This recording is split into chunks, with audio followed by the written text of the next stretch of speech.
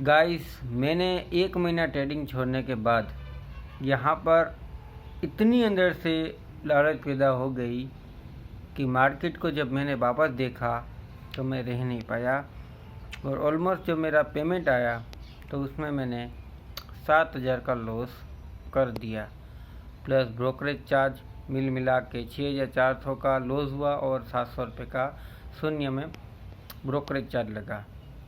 यहाँ पे गलती किसकी थी? क्या मेरी गलती थी? क्या मैंने ट्रेडिंग वापस चालू किया उसकी गलती थी? या मार्केट ओवरवेटेड और ओवर वैल्यूड चल रही थी? क्योंकि डे बाय डे जब से मैंने ट्रेडिंग बंद किया तब से मूवमेंट है वो एकदम से आना चालू कर दिया है। और इतने मूवमेंट आए 1 महीने में कि जितना तो मैंने पिछले 1 साल में नहीं देखा था उतना तो अप्रैल के महीने में मूवमेंट आया। 3-4 दिन छुट्टी पड़ती है, 2-3 दिन में इतना चला देती है जितना महीने में भी नहीं चलती है। तो इसके कारण मैं इसमें गया था।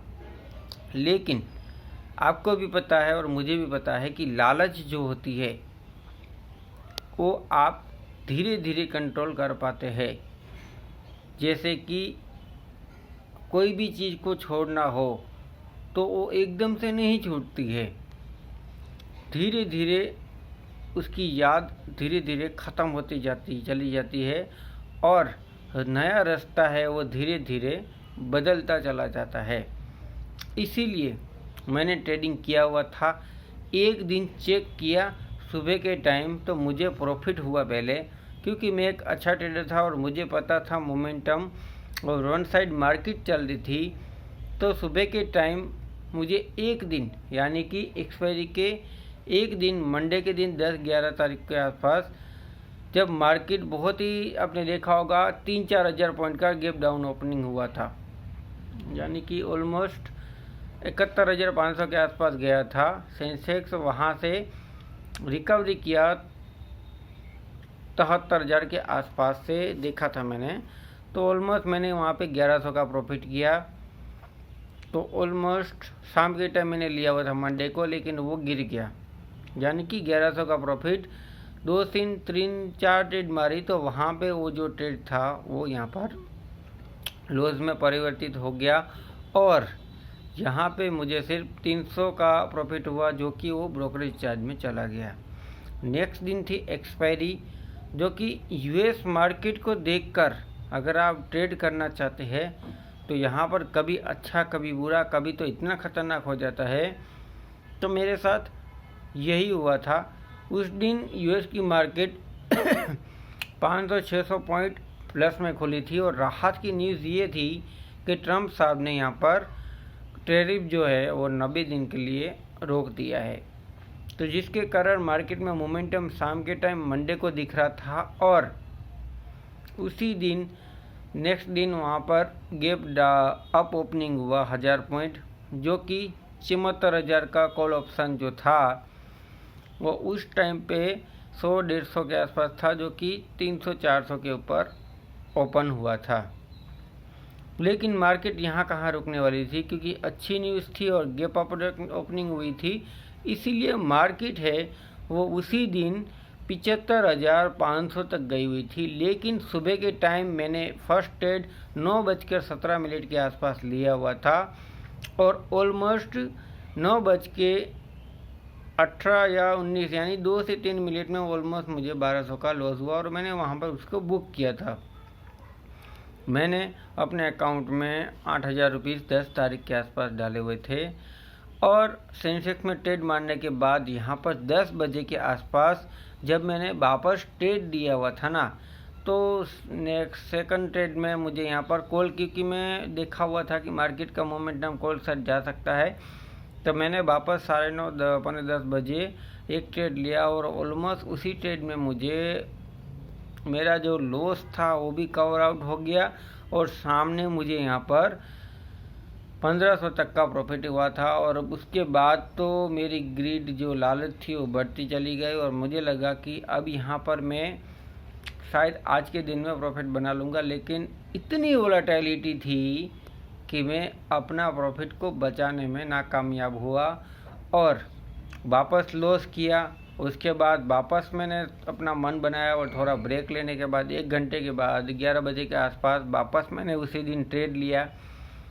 तो जो मेरा प्रॉफिट था वो 1500 चला गया, 700 लॉस हो गया और वापस मैंने ट्रेड लिया तो 73,900 का कॉल ऑप्शन लिया हुआ था कुछ मैंने 180 के आसपास, और उसी दिन मैंने उसे होल्ड नहीं किया और उस ट्रेड में बहुत फास्ट मोमेंटम था तो वो 10 मिनट में वो कॉल ऑप्शन था वो 100 पॉइंट काट गया। यानी कि मेरा जो लॉस था वो भी वापस से कवर आउट हो गया 700-800 का, प्लस मुझे 1000 का प्रॉफिट दे के गई मार्केट। और उसके बाद वही कॉल ऑप्शन था वो यहाँ पर 900 रुपया गया, लेकिन मैंने उसमें फिर घुसा नहीं और शाम के टाइम एक्सपायरी थी इसलिए मैंने 2:30-3 बजे घुसा वापस, और मैंने अपना जो पूरा कैपिटल था वो उसके ट्रिप में आ गया। मुझे लगा कि अब मार्केट है वो यहाँ से चलेगी चलेगी चलेगी, ऐसे ही बिगनर की थिंकिंग रख के वापस घुसा और शाम को 3:15 बजे तक मेरी जो ट्रेड थी वो 50-60 हो गए, ओवर ट्रेडिंग हो गई और उसके कारण जो लॉस था वो बढ़ चढ़ कर यहाँ पर 6400 के आसपास हुआ। यानी कि मार्केट ने पैसा दिया हुआ था लेकिन मैं अपनी ग्रीड के कारण वो कितने टाइम से खेला नहीं था, जिसकी लालच के कारण मार्केट में यहाँ पर डूबा था।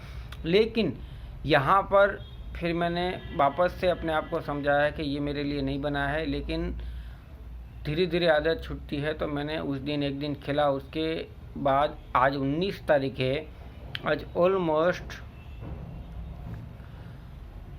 आप 9 दिन समझ लीजिए, 9 दिन के आसपास मैंने यहाँ पर ट्रेडिंग में नहीं खेला हुआ है,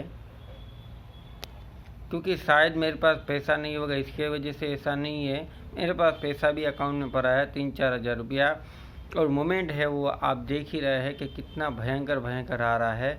निफ्टी की ही बात करें तो अभी निफ्टी ने कल के दिन गुरुवार को ही बहुत ही खतरनाक मोमेंटम यहाँ पर दिखाया हुआ था, ऑलमोस्ट 400-500 पॉइंट का। 16 रुपये का प्रीमियम जो था वो ऑलमोस्ट 350-400 के आसपास चला गया था। यही तो बात है मार्केट में, इसीलिए ट्रेडिंग छोड़ना नामुमकिन नहीं है, बस उसकी जो आदत है वो उसे छोड़ना धीरे धीरे आदत जो होती है वो छूटती है, लेकिन धीरे धीरे होता है ये सब कुछ।